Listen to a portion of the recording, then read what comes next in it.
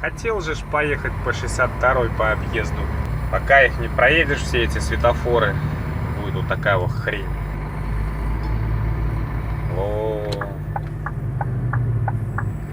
Вовремя, однако.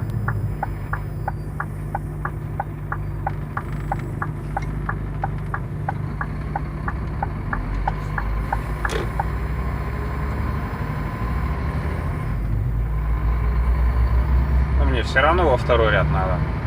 Первый ряд, потом там. На следующем светофоре уже все будет уходить. Закончится, вернее. Останется только 2 полосы. Все равно будут все сюда вылазить. Вот, короче, такое вот неинтересное кино.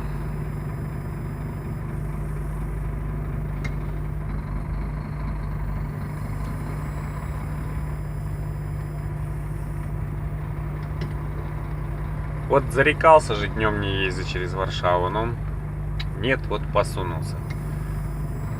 Так что Андрей Владимирович виноват. Заедь ко мне, заедь ко мне. Ладно, неприятность эту мы переживем. Это не самое страшное, что может быть. Крейсу зеркало не снести мне. Так близко тут.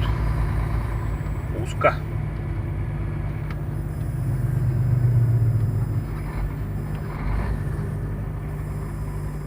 А теперь, чтобы он меня не снес.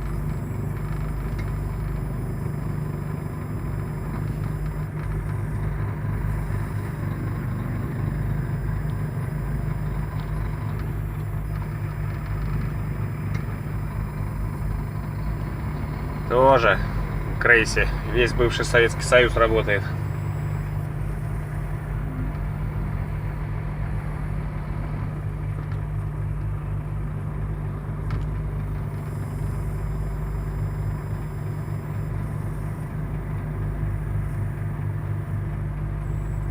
Кино на ходу смотрит.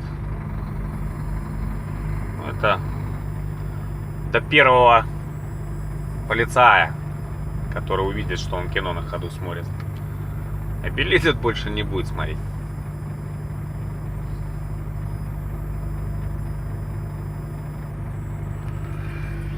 Марки, марки, марки.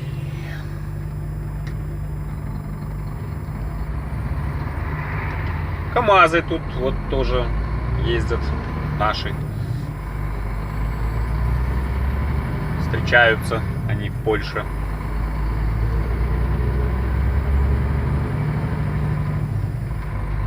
Особенно здесь, в восточной ее части.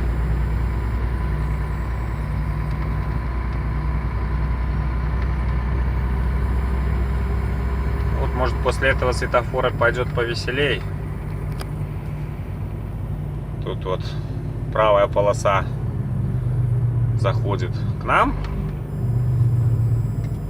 И дальше уже пойдет 2 полосы. Там уже залазить особо некому.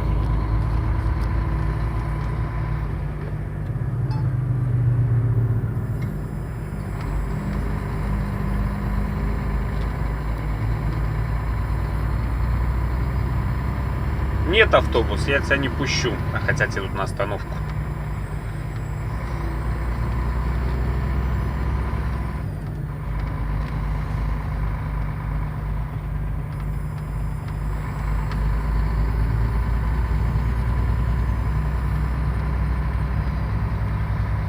Ну вот эти марки когда закончатся, потом пойдет 4-полосная туда вот до Вышкова, где бы я на 62-й бы, если бы пошел, вылез бы.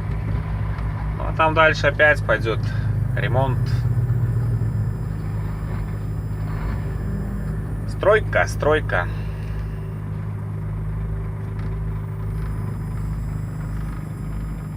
Памятник чему-то здесь.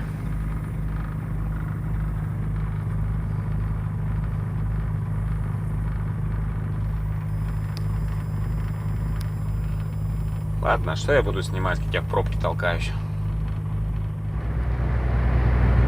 Ну вот, ребят, приближаемся к Белостоку. Сейчас посмотрим, что нам пишет информационное табло. Время ожидания на границе Бобровники для грузовиков 1 час. Ну, 1 час это значит часа 3-4, не меньше. Большая колейка, значит, уже собралась. А у меня времени общего осталось 4,5 часа и 62 километра до границы. Ну, еще с Белостоком еще час езды до границы. И время проходить границу уже у меня просто не остается. Поэтому что-то я тут ехал, подумал, смысл туда вообще соваться. Либо там на 16 километр заезжать. Ну, 16 километров до границы, там стоянка есть.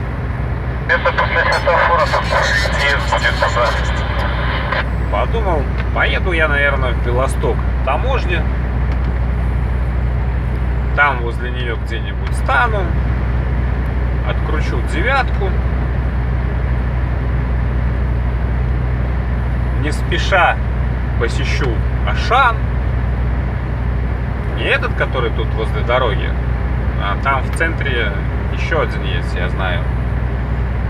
Там пройтись надо минут 20, наверное, от таможни. Ну, ничего страшного. Кости размять. И по-нашему где-то в 5, по Польше в 3. Ему сразу надо идти, оплатить, потом шлагбаум только откроет. Поеду. Я думаю, к тому времени большинство моих коллег будет спать Заплатил. на границе, возле границы. Не, мы, наверное, разные. Вы превышаете допустимую скорость. В общем, план у меня такой. Знаешь, я сразу платил, а потом шлагбаум открывал. Я помню, что надо идти заплатить, а потом... Я открыл, давай. Да задолбали, ё-моё.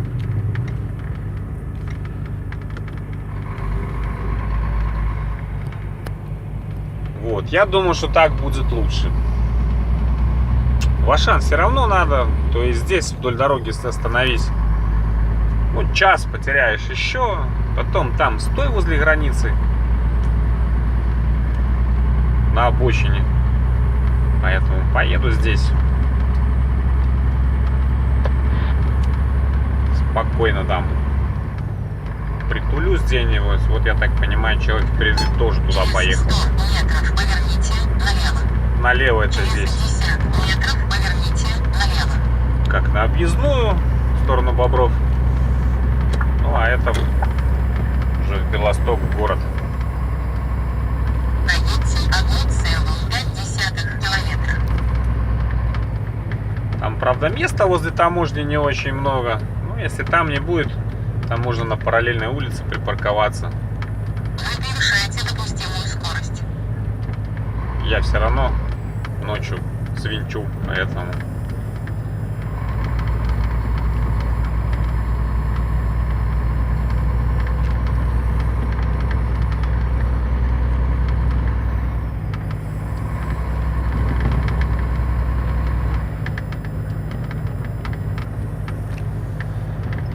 Ну да, человек туда же путь держит.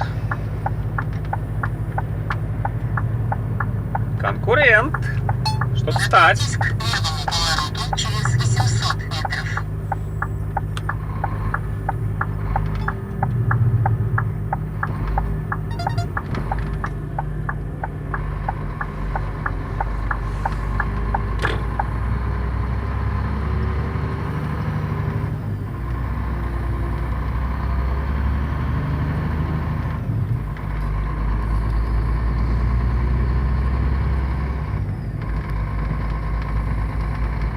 Проедьте 1,8 километра.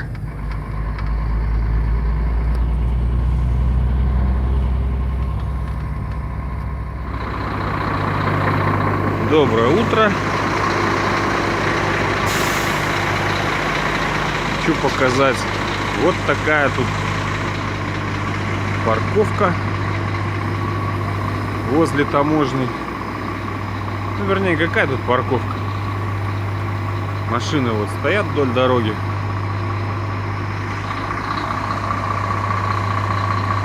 таможня вот туда, чуть дальше слева. Сейчас буду выезжать, покажу.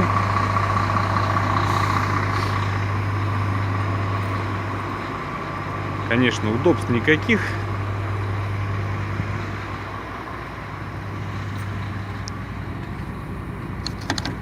Да, все тут у нас на месте вроде. Удобств никаких. Места мало. Ни туалета, ничего. Вот кусты, если хочешь, беги. Все для людей, как говорится.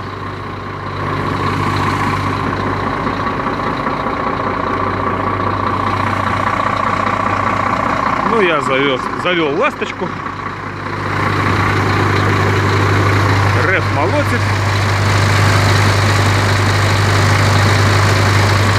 Все нормально.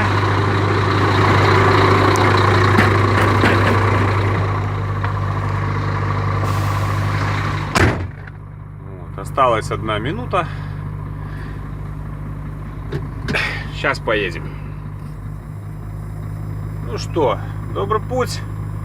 Поехали проходить границу. Отбиваем точку. Страна начала Польша.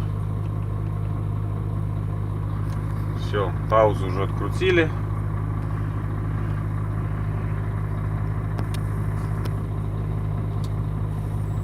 Время по Польше 15 минут 4-го. Готовьтесь к правому повороту через 400 метров. С Богом!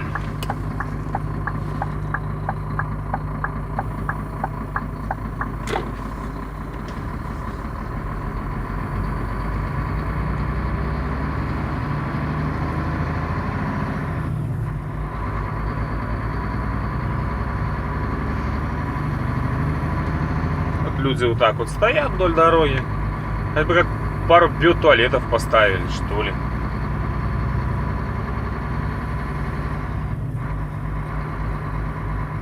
А сама таможня, вот она, слева.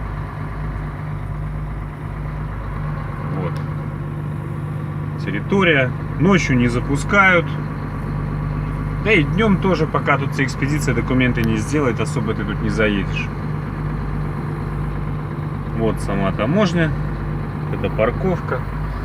Вот человек стоит, но это поляк. Ну, вернее, машина польская. Отсюда гоняют. Полицаи могут приехать. Я как-то вот здесь вот вечером кинул машину. Ну, в магазин сбегать, чисто в Ашан. Чтобы там возле дороги не кидать. Как когда? Когда там еду, когда сюда еду, тут. Как под настроение. Прихожу, уже стоят. Ну, правда, не полицаи, это охрана с этого предприятия. Вот. Курва, невольно! Ё-моё, блядь, час и дня нет. Порал.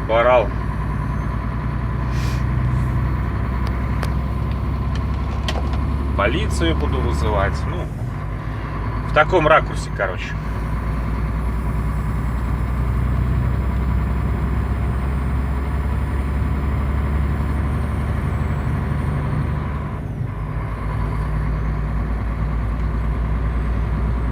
Ну что, поедем, смотрим, что там у нас на границе ждет. Перед выездом сейчас в интернет залез, поэтому, ну, по данным белорусского сайта, колейки нет. gpk.by, Госпогранкомитет. Очередь на границе для грузовиков, Бобровники, на въезд в Белоруссию, колейки нет. Ну, я тоже так на это рассчитываю. В принципе, время еще раннее. Народ спать должен. Мне не спится.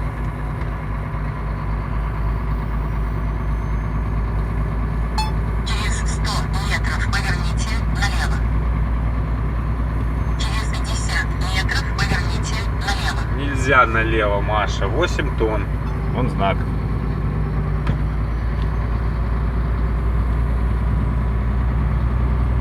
Готовьтесь через 350 метров выполнить разворот. вроде и грузовая ж программа стоит. iGo, Prima. Ну, правда, 15-й год, ну какая разница. Вы превышаете допустимую скорость. А крутит под знаки. Так что Через 100 метров выполните разворот. я ей доверяю, но проверяю. Разворот. На 100% верить этой дамочке нельзя ни в коем случае. А особенно в таких Через 50 метров держитесь левее. экзотических странах, как Держитесь левее. Австрия, Швейцария, Италия. 950 метров. В гористых местах, где можно залезть так, что потом вертолетом будут доставать. И такие случаи были. Тьфу-тьфу-тьфу. Я раз ехал по Австрии, так номер собственного прицепа читал довольно-таки отчетливо. Такие виражи там залаживал. Когда спустился с этих гор, куда я поехал, остановился, майку можно было выкручивать. Допустимую скорость.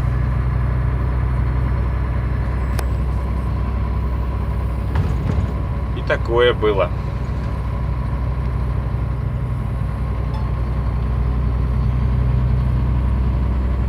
Вот наши бобровники. Сейчас повернем налево.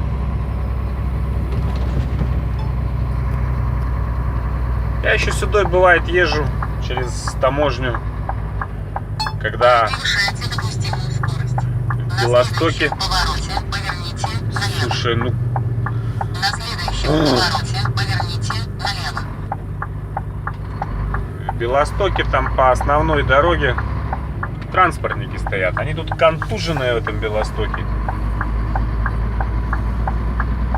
Они, как и российские здесь, лезут везде. Отметьте 4,7 километра. И как ты по России ездил, им интересно, и как по Казахстану. И что ты, курва, там, короче. Ну, восточные, о чем можно говорить. Западным это не интересно. Не говоря уже про немцев и так далее. Тех интересует только, как ты в Евросоюзе катался. А этих контуженных Превышаете допустимую скорость. лишь бы до чего-нибудь докопаться.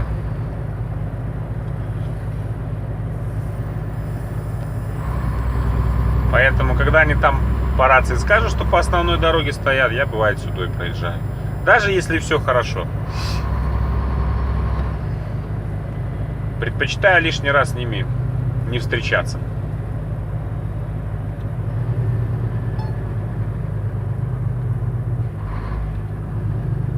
Кто ездил, тот меня поймет. Ну а кто не ездил, поверьте на слово.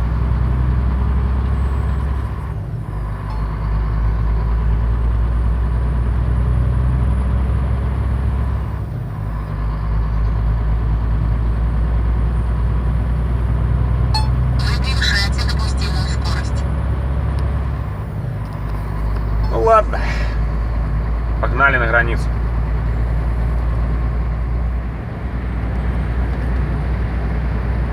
Что, подъезжаем к границе. Блин, увидел аварийки впереди, так чуть плохо не стало. Думаю, ни хрена себе, уже отсюда колейка, откуда она взялась. А это навстречку кто-то моргает. А я ехал, пару машин навстречу прошло.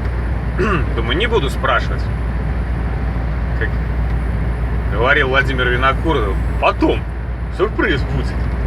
Так вот, чуть не получился и сюрприз из-за этого, который на аварийках стоит.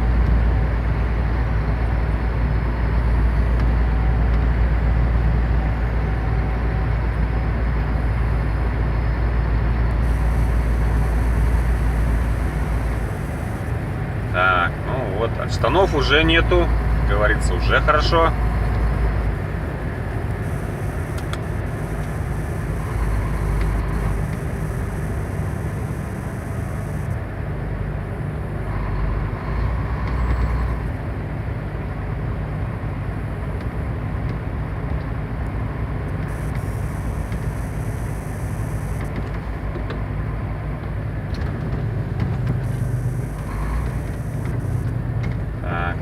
сворачиваем.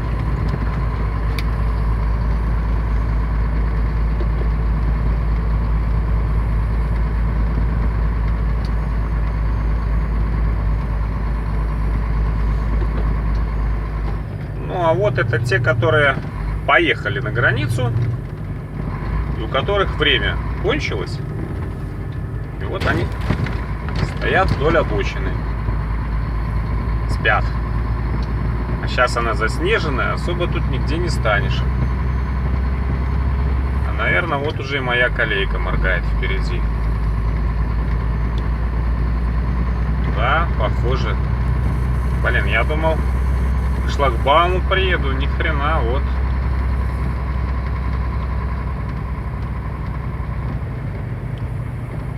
Ну да, вот вам и колейка. Это еще километра с полтора до границы. Так что не верьте сайту gpk.by. Вот из этих вот, которые здесь стоят, спят, приходится по обочинам, по бордюрам скакать.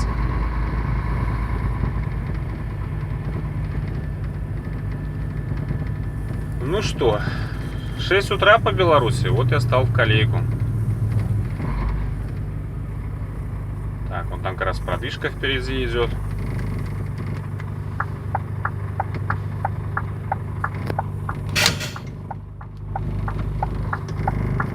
Не очень хорошо. Рассчитывал я хотя бы туда к ларькам спуститься. А здесь вот еще даже до заправки до бывшей не доехал. Сейчас по левой стороне будет. Ну что делать? Будем стоять.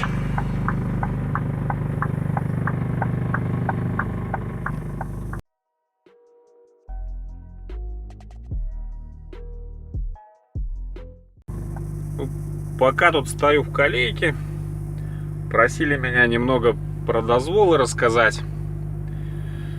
Ну, сегодня расскажу только про два. Про немецкий и про польский. Вот это перед вами немецкий дозвол. Это уже новость 2017 года. Какие здесь произошли изменения? Здесь вот эта вот строчка, она была сплошная. Здесь вписывался номер машины, но не было указано, как не было указано. Надо было ставить дополнительную подпись. Вот сейчас они здесь разделили. Здесь номер машины прицепа вписывается, здесь подпись.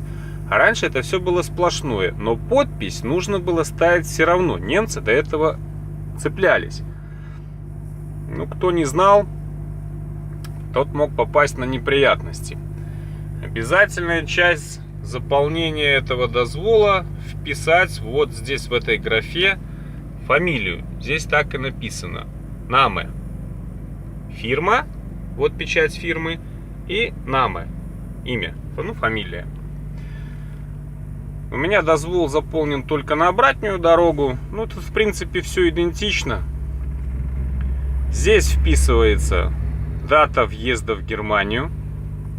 Я въезжал 1.02. Здесь вписывается место въезда. Бен-Бетхейм. Ну, обычно первый крупный город. В этой графе пишешь город загрузки, аббревиатура. В этой графе место выгрузки. И ставишь свою подпись.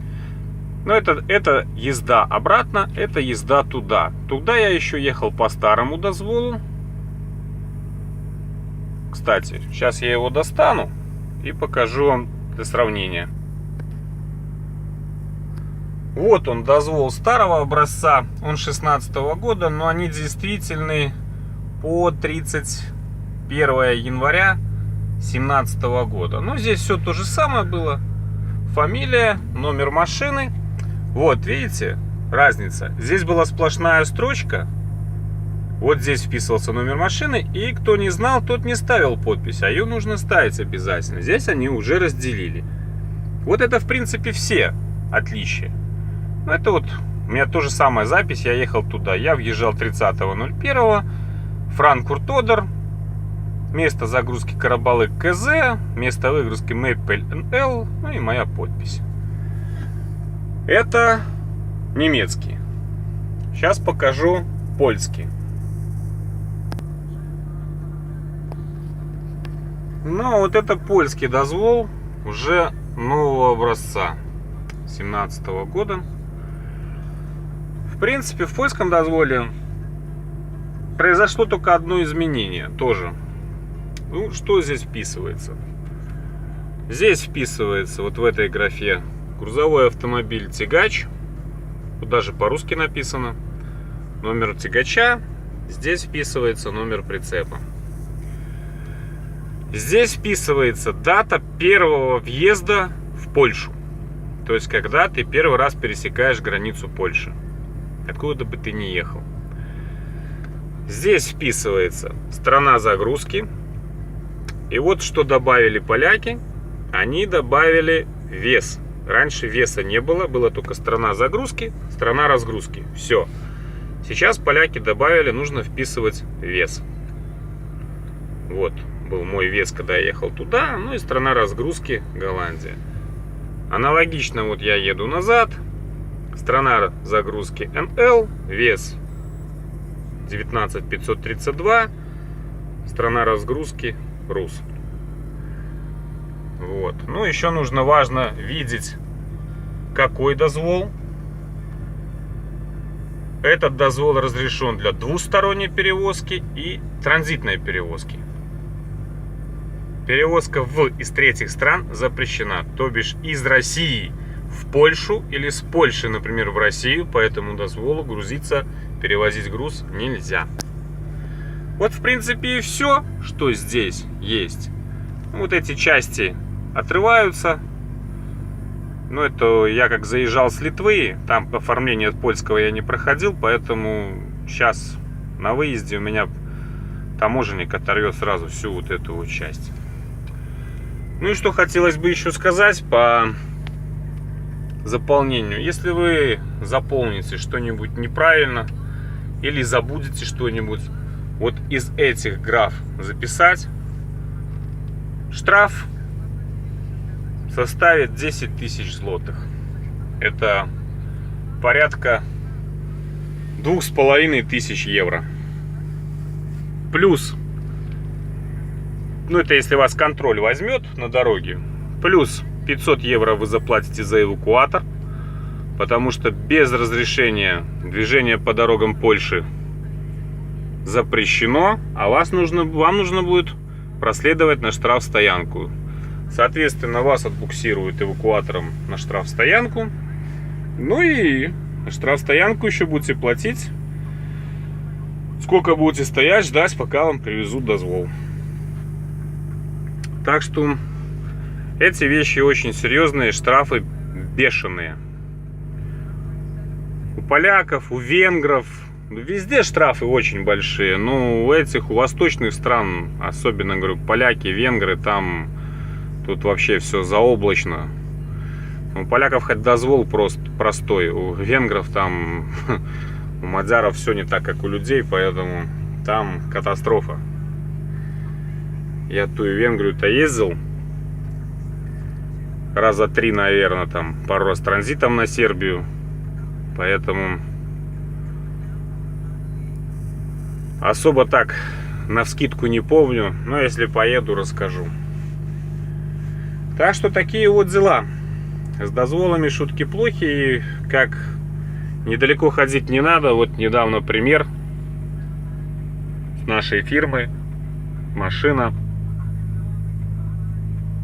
Вот Андрюха, мой напарник, я заходил через Бенякони, он заходил через Привалку, вез дозвол нашей машине, который не записал номер тягача и номер прицепа. Все, это считается дозвол не заполненный, а раз он не заполненный, значит ты едешь без разрешения, а это штраф 10 тысяч злотых. Вот такие вот дела. Так что с дозволами шутить нельзя. Ну все. Вот по двум дозволам пока рассказал. дальше. Стоим в колейке, ждем.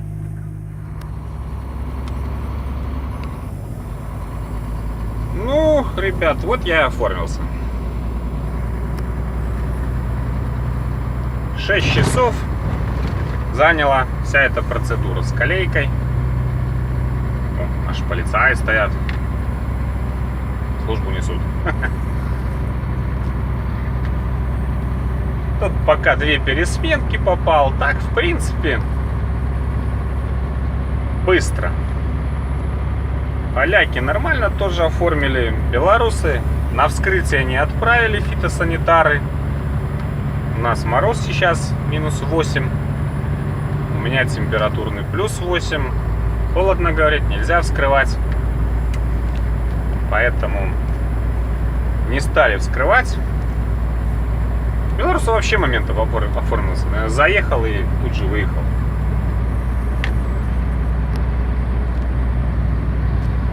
Держу путь домой. Хочу вам признаться, что немножко я вас обманул.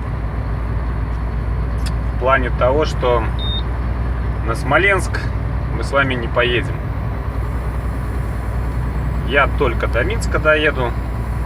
Тут надо мне дома побыть, вопросы порешать свои. Накопилось много. И так с ноября не вылажу. 3 Казахстана закрыл. И сейчас вот, короче, в Минске поменяюсь с напарником, с Олегом. И он уже потащит на Смоленск. Ну и оттуда потом опять на круг пойдет. Так что нам с вами осталось 300 километров доехать.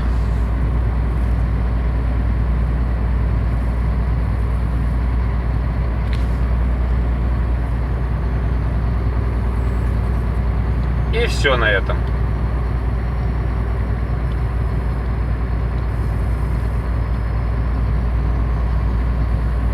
Это у нас вот пограничный первый поселок, когда заезжаешь в Белоруссию. Погодка тут у нас дома, смотрю, шепчет. Я сказал -8, видите, солнышко светит. Красота. Одно удовольствие.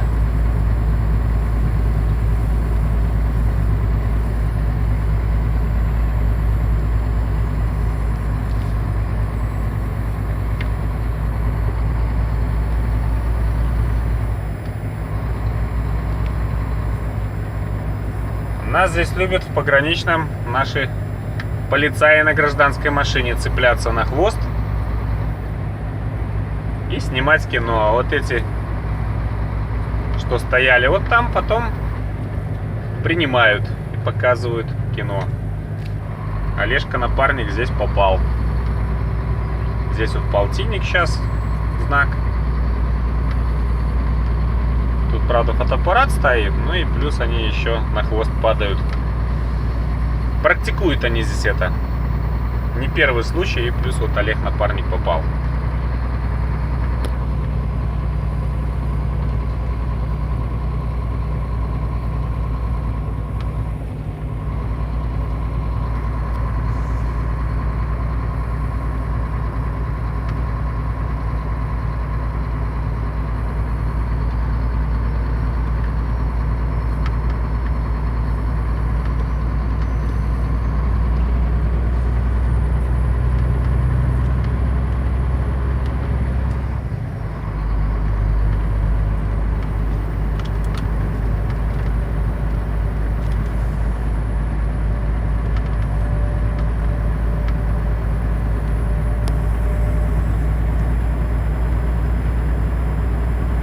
Ну что, держим путь домой.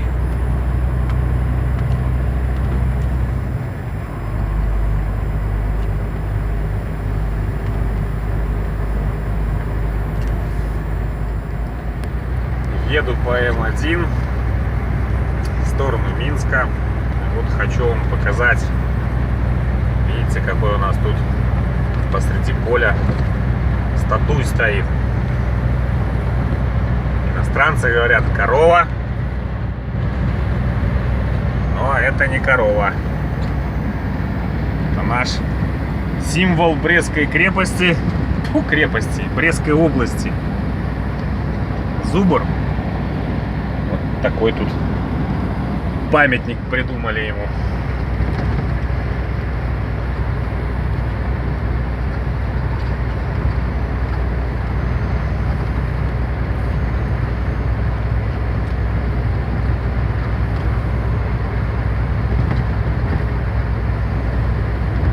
Это примерно граница Брестской и Минской областей. Сейчас уже скоро Минская начнется. Или уже началась? Нет, начнется.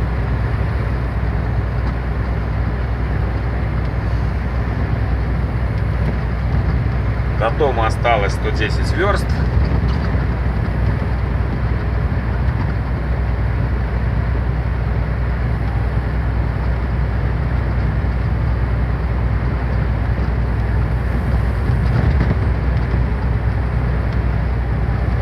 Погодка шепчет.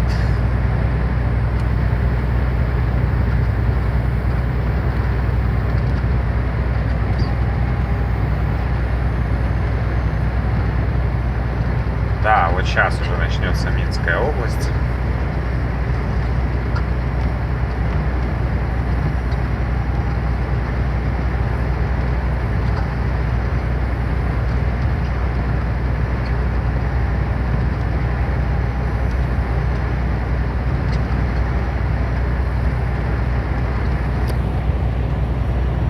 Пока тут у нас тепло, -2, -3. Но тут уже на этой неделе, сегодня у нас суббота, 4 февраля, на этой неделе уже обещают до -20.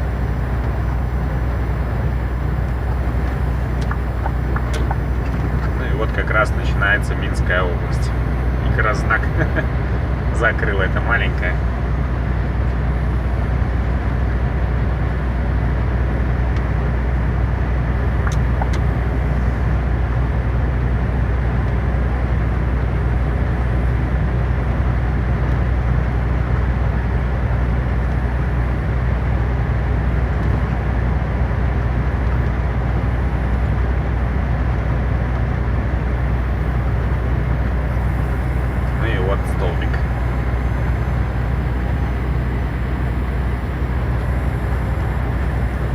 Так что недалеко осталось до дома.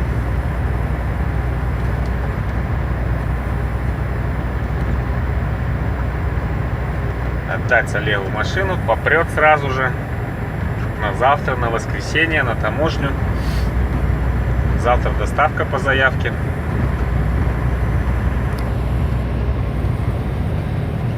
В Рудне, в Смоленской области, растаможка. Ну и какое-то село Покровское возле Смоленска выгрузка.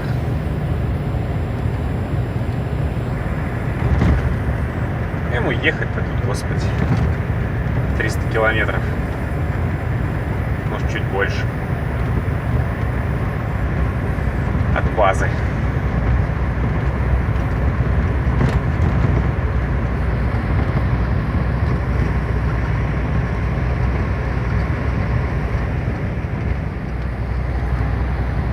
Что, народ, почти я добрался до дома.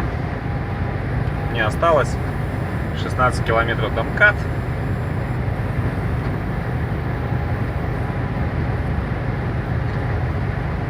Это у нас тут под Минском Фаниполь, городишко такой есть. Справа вот начинается.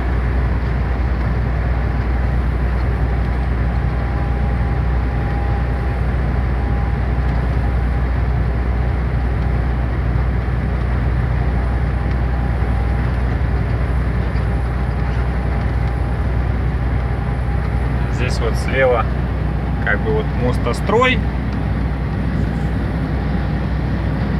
И вот там вот где легковушки стоят, там вот боксы. Я когда с армии пришел, месяца 8 здесь работал. С Минска сюда на работу ездил. Ну, возили, правда, на легковой. Еще своей тогда не было. Салага был. Машины мы тут покраски готовили, красили.